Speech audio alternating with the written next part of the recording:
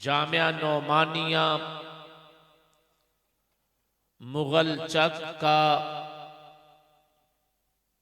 सालाना जलसा है।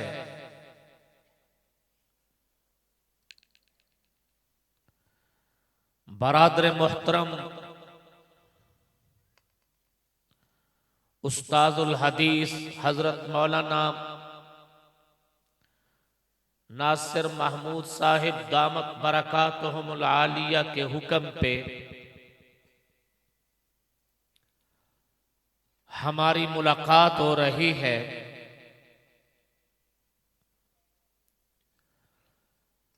जामिया नौमानिया इल्मी तौर पे ये शाख है दारुल उलूम देवबंद की।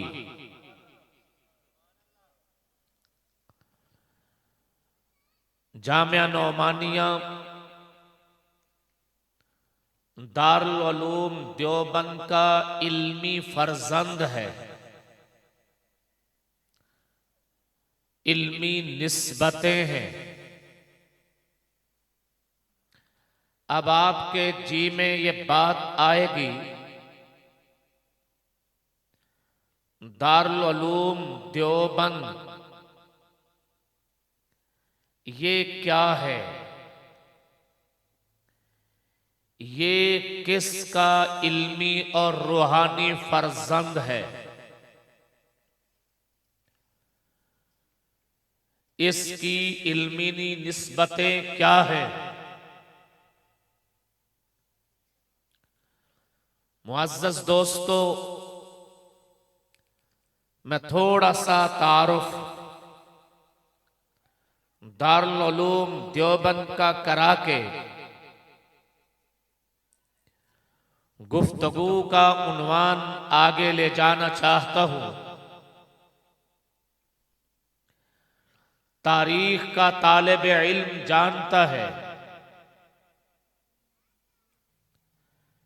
कि ये खित्ता-ए बर्रे सगीर, जहां आज पाकिस्तान, हिंदुस्तान, बांग्लादेश ये ममालिक आबाद हैं, इस खित्ता पे 1000 साल तक मुस्लिम हुक्मरानों ने हुकूमत की है। मुस्लिम हुक्मरानों के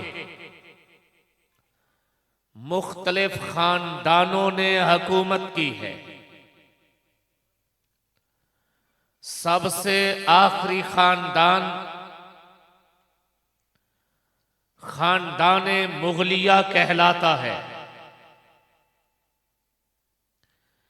1000 साला मुस्लिम दौरे हुकूमत में इस पूरे खित्ते पे अहलो सुन्नत वल जमात आबाद थे। अहलो सुन्नत के नाम से मुसलमान अपने दीन पे अमल पैरा थे और अहलो सुन्नत के 4 बड़े बड़े फिकही मकतब, फिकही स्कूल हैं। एक इनका फिकही मकतब फिकाए अहनाफ, एक फिकही मकतब फिकाए इमाम मालिक, एक फिकही मकतब फिका इमाम शाफई, एक फिकही मकतब फिका इमाम अहमद बिन हम्बल। ये 4 पूरी दुनिया में अहलो सुन्नत के फिकही मकातिब, फिकही स्कूल हैं। इस खित्ताए हिंद में इन चारों में से अहलो सुन्नत फिकाए हनफी के मुताबिक शरीयत इस्लाम पे अमल पैरा थे। यहां के अदालती फैसले हनफी उसूलों के मुताबिक होते। इसीलिए यहां बसने वाले मुसलमान अपना तारुफ कराते वक्त यूं कहते, हम सुन्नी हनफी मुसलमान हैं। इससे आगे कोई तारुफ नहीं होता था। हम सुन्नी हनफी मुसलमान हैं। हां, हजराते औलियाए किराम की तरफ निस्बत करते हुए अपनी निस्बतों में कोई नक्शबंदी कहलाता, कोई चिश्ती कहलाता, कोई सोहरवर्दी कहलाता, कोई कादरी कहलाता। वो इनकी रूहानी निस्बतें थी। इल्मी तौर पे सिर्फ ये 3 लफ्ज होते थे, हम सुन्नी हनफी मुसलमान हैं। चौथा लफ्ज कोई नहीं था। हत्ता के यहां कोई ये भी नहीं तारुफ में कहलाता था सुन्नी वहाबी मुसलमान है। ये लफ्ज भी नहीं चलता था। वहाबी का लफ्ज भी नहीं चलता था। शेख अब्दुल वहाब नजदी की तहरीक कभी नहीं आई थी। इसलिए सारे अपना तारुफ सुन्नी हनफी मुसलमान कहलाते थे। देवबंदी बरेलवी नहीं। ये एक तवील अरसा तक सिलसिला चलता रहा। इमाम मुहद्दिस शाह वलीउल्लाह रहमतुल्लाह ताला अलैह भी वो भी इसी तारुफ में थे। इमाम वलीउल्लाह रहमतुल्लाह अलैह शाह वलीउल्लाह की औलादें वो भी अपना तारुफ यही कराया करती थी। हजरत शाह वलीउल्लाह रहमतुल्लाह ताला अलैह की औलादों में सिलसिला जिस वक्त शाह अब्दुल गनी रहमतुल्लाह ताला अलैह तक पहुंचा, अब हिंदुस्तान के इस धरती पे जो हिंदुस्तान कहलाता था, पाकिस्तान भी, बांग्लादेश भी, बर्मा भी, बंगाल भी, हिंद भी, सिंध भी, ये सारा एक ही खित्ता था। अब यहां तब्दीली आना शुरू हुई।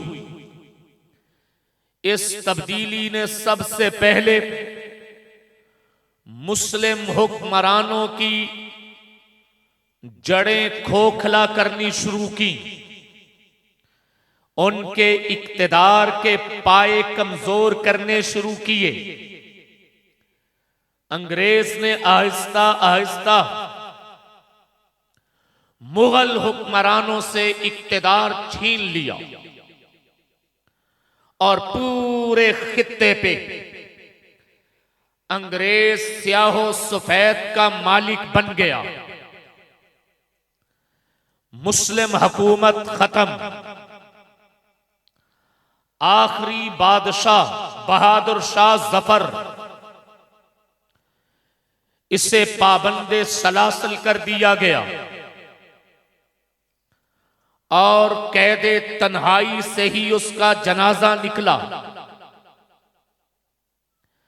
अब इस पूरे खित्ते पे न हिंदू हुक्मरान था न मुस्लिम हुक्मरान था, बल्कि पूरे का पूरा इख्तियार और इख्तिदार अंग्रेज ने हासिल कर लिया। अंग्रेज ने मुसलमानों के ऊपर जो हमले किए उनमें से 3-4 चीजें बड़ी अहम थी। नंबर 1, उन्होंने मुसलमानों की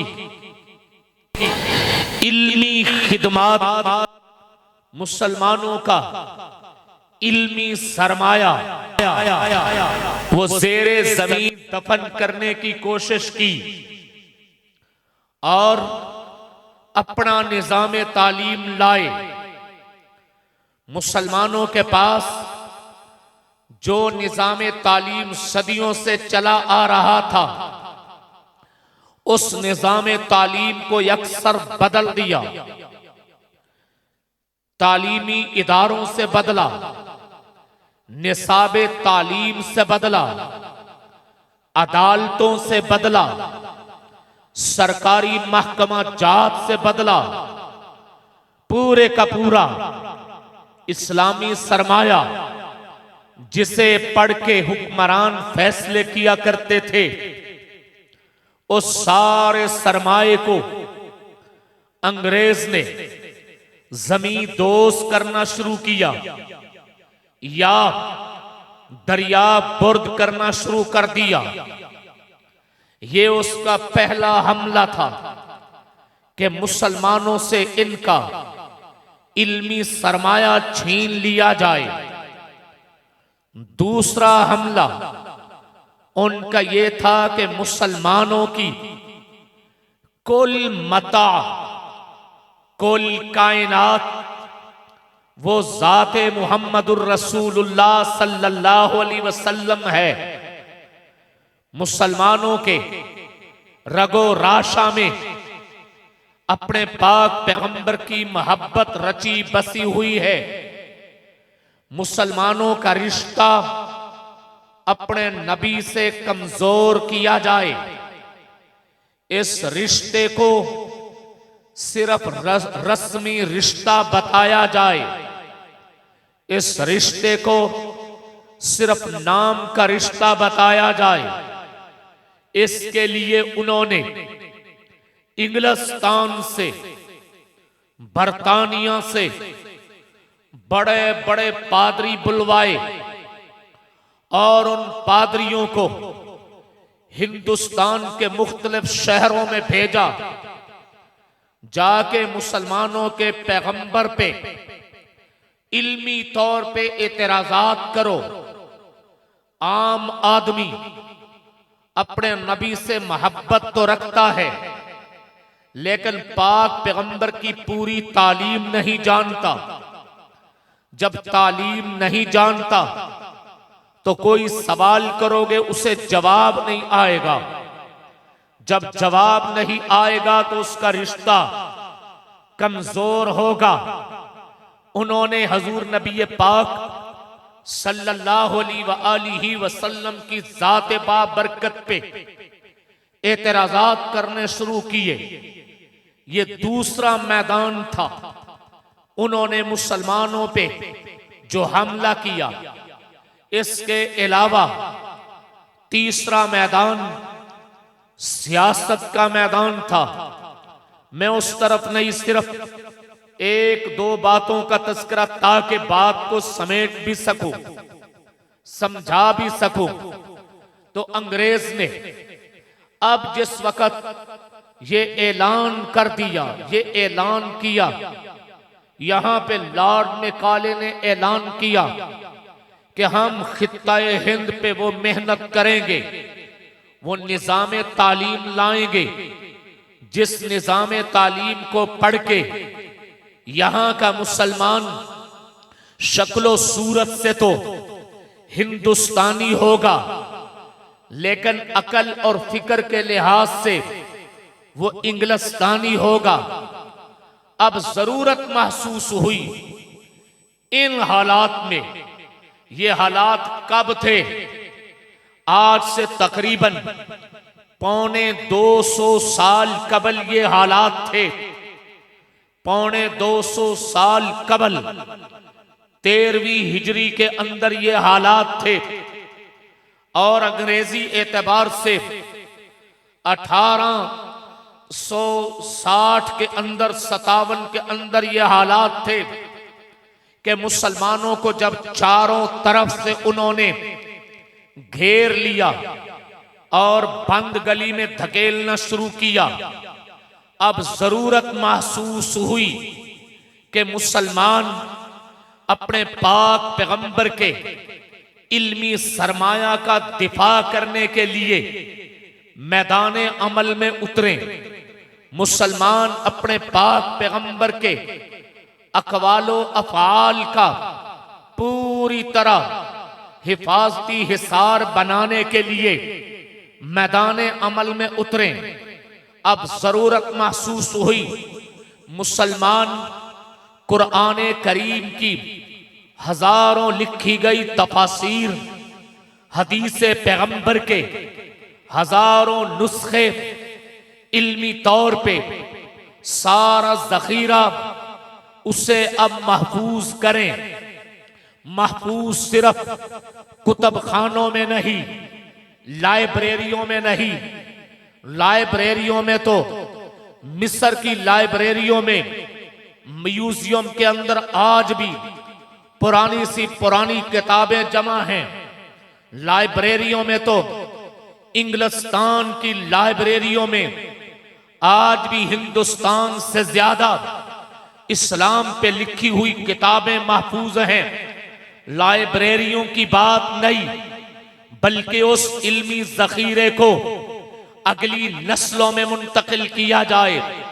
अगर खुदा न खास्ता एक नस्ल का भी गैप आ गया, एक नस्ल भी बीच से निकल गई, तो फिर वो इस्लाम का जो सिलसिला सनद है, वो सिलसिला सनद खत्म हो जाएगा। एक सनद, एक नस्ल बीच से अपने इल्मी विरसा से हट गई तो अगली नस्ल को जोड़ना मुश्किल होगा। तो जरूरत महसूस हुई मुसलमान अगली नस्लों तक अपने इल्मी सरमाया को मुंतकिल करें। और दूसरी जरूरत महसूस हुई मुसलमान मोहब्बत रसूल के चराग अगली नस्लों के दिलों में भी जलाएं। मोहब्बत रसूल के सबक, मोहब्बत रसूल के दरस अगली नस्लों को भी पढ़ाएं। सिर्फ जुबान से नहीं, अकवाल से भी, अफआल से भी, किरदार से भी, अफकार से भी अगली नस्लों में मोहब्बत रसूल सल्लल्लाहु अलैहि वसल्लम के बीज बोएं। इन दो चीजों पर बतौर खास मेहनत करने के लिए सरजमीने हिंद की एक अजीम शख्सियत, बड़ी सादा मजाज शख्सियत, बड़ी सादा लौ शख्सियत, गांव उसका नानौता था, बस्ती नानौता, हिंदुस्तान की गालबन सूबा यूपी, उसका कस्बा नानौता। कस्बा नानौता से हजरत अबू बकर सिद्दीक की नस्ल का, हजरत सिद्दीक अकबर के खानदान का सिद्दीकियो नस्ल, सिद्दीकियो नस्ब, एक आलिम दीन जो इल्मो अमल का कोहे गिरां था, जो इल्मो अमल का बाहरे बेकरां था, जो इल्मो अमल का एक गहरा समंदर था। वो शख्स उठा नानौता से और वो हिंदुस्तान के एक कस्बा देवबंद में पहुंचा। देवबंद कस्बे का नाम है, देवबंद बस्ती का नाम है, देवबंद शहर का नाम है।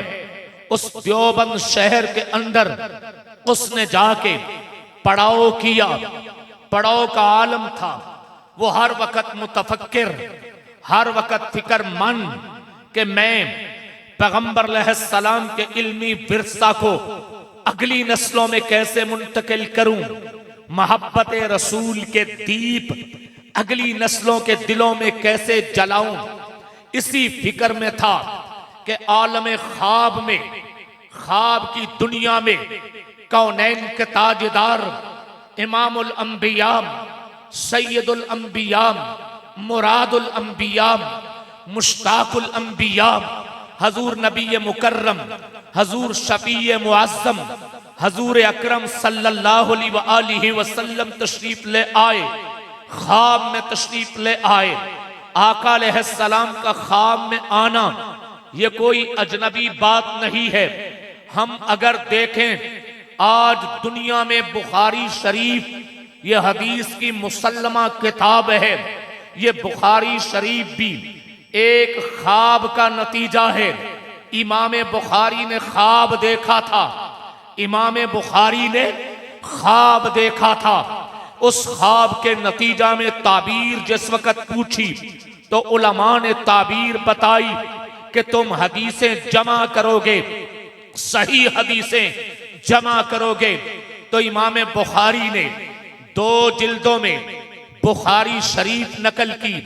आज पूरी दुनिया में बुखारी शरीफ का कुरान करीम के बाद सिक्का रवा और दवा है। अल जामिउल मुस्नदुस सहीहुल मुख्तसर मिन उमूर रसूलिल्लाह सल्लल्लाहु अलैहि वसल्लम व सुननिही व अय्यामिही।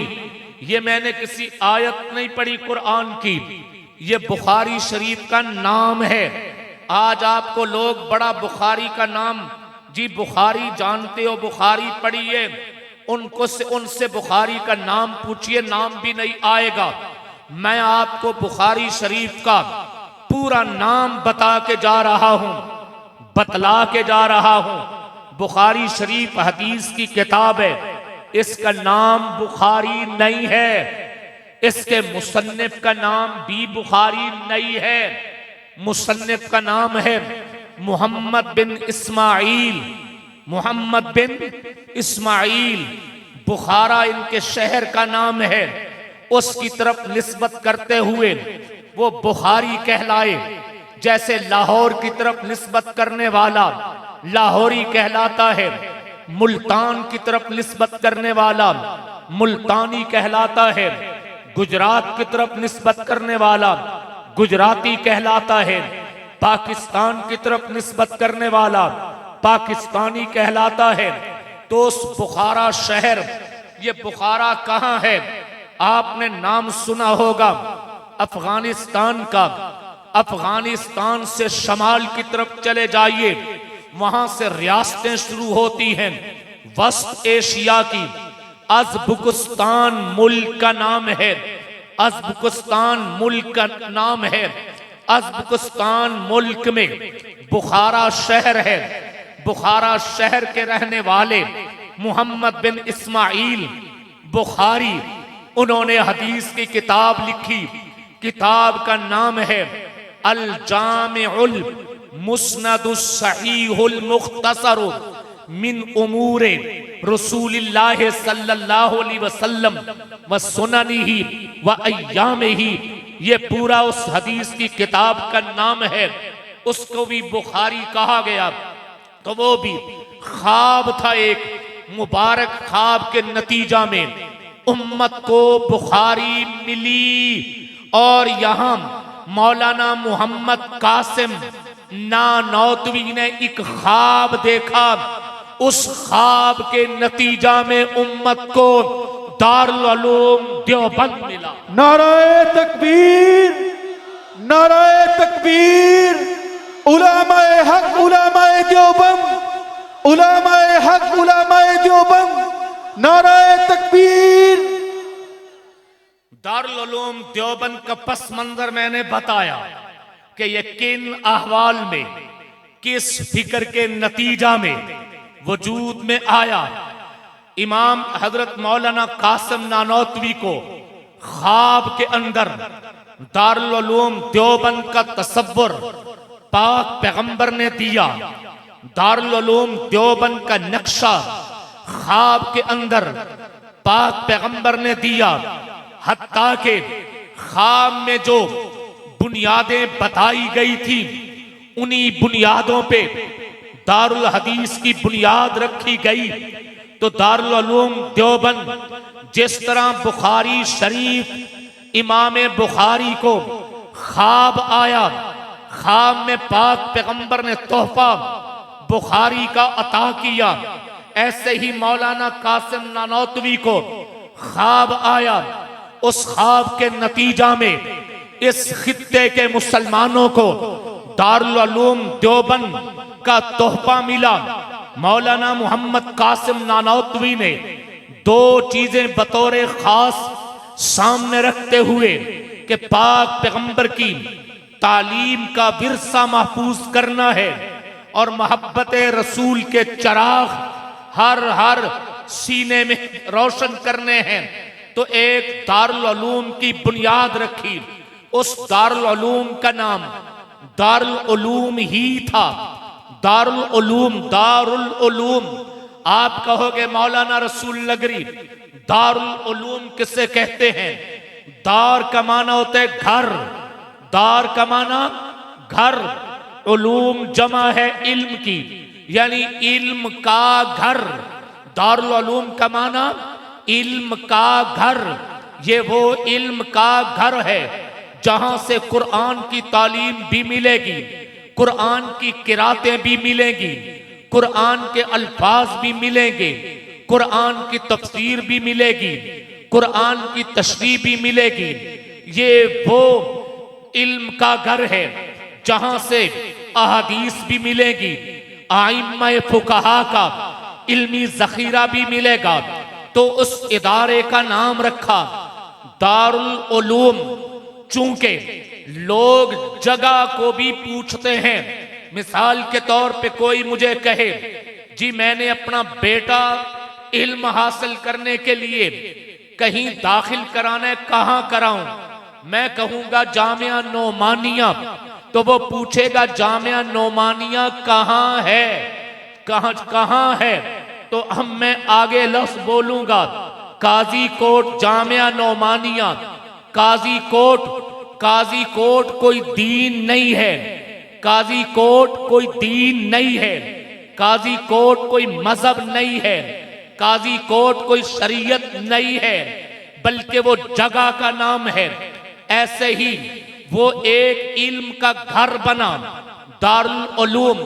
उस दारुल उलूम की तरफ जाओ, अपने नस्लों को वहां भेजो, अपने बच्चों को वहां भेजो। कहां है वो है कहां? तो अब बताया कि वो देवबंद में है, देवबंद में है। तो देवबंद दीन का नाम नहीं, देवबंद शरीयत का नाम नहीं, देवबंद मजहब का नाम नहीं, देवबंद किसी मकतब का नाम नहीं, बल्कि देवबंद तो उस बस्ती का नाम था जहां पे दारुल उलूम है, दारुल उलूम देवबंद। तो अब फिर दुनिया चारों अतराफ से वहां आने लगी, मुतलाशियाने इल्म, तशिनगाने इल्म इस पूरे खित्ते से खिंच खिंच के वहां आने वाले के। ये आने वाला आ रहा है। तुम कहां से आ रहे हो? जी मैं अफगानिस्तान से आ रहा हूं। कहां जा रहे हो? दारुल उलूम देवबंद में। क्या लेने जा रहे हो? मोहब्बत रसूल के चराग। क्या लेने जा रहे हो? पाक पैगंबर की तालीम का अजीम तरीन जखीरा। ये कोई आ रहा है बंगाल से निकल के। कहां जा रहे हो? दारुल उलूम देवबंद। और ये आ रहा है बांग्लादेश से निकल के। कहां जा रहे हो? दारुल उलूम देवबंद। ये जा रहे हैं सिंध से। कहां जा रहे हो? दारुल उलूम देवबंद। ये जा रहे हैं बलोचिस्तान से। कहां जा रहे हो? दारुल उलूम देवबंद। ये जा रहे हैं कलकत्ता से। कहां जा रहे हो? दारुल उलूम देवबंद। ये जा रहे हैं वादिये कश्मीर से। कहां जा रहे हो? दारुल उलूम देवबंद। ये जा रहे हैं बर्मा से। कहां जा रहे हो? दारुल उलूम देवबंद गर्ज के इस पूरे बर्रे सगीर का इल्मी रुख दारुल उलूम देवबंद की तरफ हो गया। तो जब दारुल उलूम देवबंद मरकज बन गया, इल्म का मरकज बन गया, उलूमे नबुव्वत का मरकज बन गया, अफकारे नबुव्वत का मरकज बन गया, किरदारे नबुव्वत का मरकज बन गया, मोहब्बत रसूल के चिराग जलाने का पूरा खित्ता कशां कशां चला रहा है दारुल उलूम देवबंद। आप कहोगे मौलाना रसूल नगरी, कोई करीब करीब के बंदों के नाम तो बताइए जो वहां से पढ़ के आए हों। तो चलिए मैं नाम लेता हूं। इमाम अहले सुन्नत मौलाना मोहम्मद सरफराज खान सफदर, आबाई इलाका मान सहरे का, कहां से पढ़ के आए? दारुल उलूम देवबंद। और चलिए मैं जिस इदारे का नौकरो खादिम जामिया अशरफुल उलूम गुजरांवाला वहां के मुफ्ती साहिब मुफ्ती मौलाना मुफ्ती मोहम्मद खलील साहब रहमतुल्लाह ताला अलैह कहां से पढ़ के आ रहे? दारुल उलूम देवबंद। सरजमीने मियां वाली पे चले जाइए। ये कौन है? ख्वाजा ख्वाजगान हजरत ख्वाजा खान मोहम्मद। ये कहां से पढ़ के आ रहे? दारुल उलूम देवबंद। ये पढ़ने के आने वाले आ रहे हैं। इस दारुल उलूम देवबंद में परवरदिगार आलम ने जिन इल्म के आसमानों को उतारा, इल्म के आसमान धरती पे उतर के आ गए, इल्म की छत आसमान की फर्श पे उतर के आ गई। उनमें चमकता दमकता सितारा हुज्जतुल इस्लाम वल मुस्लिमीन मौलाना मोहम्मद कासिम नानौतवी, हजरत मौलाना रशीद अहमद गंगोही आसमाने इल्म फर्श पे उतर के आ गया। हजरत अल्लामा अनवर शाह कश्मीरी, ये सरजमीन हिंद के चमकते दमकते सितारे, मैं किन किन किन का नाम लूं? तो मैं अर्ज कर रहा हूं, ये दारुल उलूम देवबंद वजूद में आया किसी फिरके की बुनियाद पे नहीं, किसी गिरोह की बुनियाद पे नहीं, उम्मत में किसी इख्तिलाफ की बुनियाद पे नहीं, उम्मत में किसी इफ्तिराक की बुनियाद पे नहीं, बल्कि इस बुनियाद पे कि अंग्रेज आया था उलूमे नबुव्वत को दफनाने के लिए। ये आए हैं उलूमे नबुव्वत को उठाने के लिए। अंग्रेज आया था मोहब्बत रसूल के चिरागों को गुल करने के लिए। ये आए हैं मोहब्बत रसूल के चिरागों से दीप जलाने के लिए, दुनिया की तारीकियों को उजालों में बदलने के लिए, दुनिया की जुल्मतों को नूर में बदलने के लिए, दुनिया के अंधेरों को रोशनियों में बदलने के लिए। तो ये दारुल उलूम देवबंद नाम लेके जाइए। आपसे लोग पूछेंगे देवबंदी कौन है, तो कहना कि जो निस्बत रसूल सल्लल्लाहु अलैहि वसल्लम के उलूम को गली गली पहुंचाने का अज़म रखता हो, वो देवबंदी कहलाता है। पस मंजर क्या था, असबाब क्या थे, और फिर इसके मकासद क्या थे, अब वजूद में आ गया तो इसके समरात क्या हैं। ये फवायद व समरात जामिया नोमानिया इल्मी तौर पे शाख है दारुल उलूम देवबंद की। तो दारुल उलूम अहल सुन्नत वल जमात का वो नाम है जो मैंने बताया कि इब्तिदा में कितने नामों से तारुफ था जी। अक्सरियत तलबा की है, सबक समझ के आपने, मैंने कुछ जलसों वाली तकरीर नहीं की। कितने नाम होते थे? बोलिए बोलिए, कोई तालिब इल्म खड़ा होकर बयान करे। कितने नाम थे तारुफ में? मैं कौन हूं? सुन्नी हनफी मुसलमान हूं। इस खित्ते का तारुफ ये था। अंग्रेज आने से पहले पहले हर मुसलमान क्या तारुफ कहलाता था, क्या तारुफ कराता था जी? बोलिए, आखिर वाले भी, ये बच्चे भी।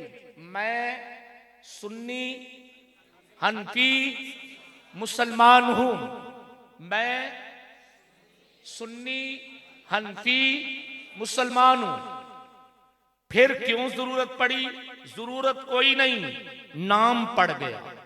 ये नाम पड़ गया है। ये नाम किसी रजिस्टर में नहीं लिखा हुआ कि ये नाम है, बल्कि ये नाम पड़ गया। दारुल उलूम का माना बताया, देवबंद में वाक़े था। अब जिसकी रूहानी निस्बतें उस दारुल उलूम की तरफ हो गई तो वो खुद को इल्मी निस्बत करते हुए देवबंदी कहलाने लग गया। बाकी इंशाअल्लाह गुफ्तगू होती रहेगी। हम अपने मेहमानों का खताब सुनेंगे। अस्सलामु अलैकुम व रहमतुल्लाह।